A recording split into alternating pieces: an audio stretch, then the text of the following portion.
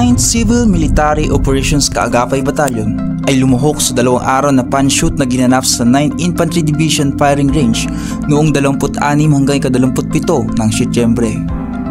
Ang kaganapan ay bahagi ng pagdiriwang ng 20 anibersaryo ng 9ID na itinampok ang mga kalahok mula sa iba't ibang brigade at batalyon.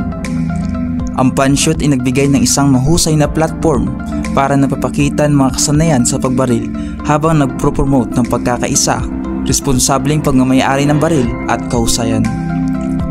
Itinataguyod nito ng mas malalim na pagtutulungan ng mga sundalo at opisyal na nagpapataas ng kanilang diwa ng pakikipagkaibigan at pakikipagtulungan. Ang 9th Civil Military Operations Kaagapay Battalion ay natiling nakatuon sa pagsuporta sa mga aktibidad na nagpapahusay ng mga kasanayan at nagtataguyod ng kultura ng pakikipagkaibigan sa loob ng hanay. Ito si Kaagapay Yan para sa Kaagapay News Online.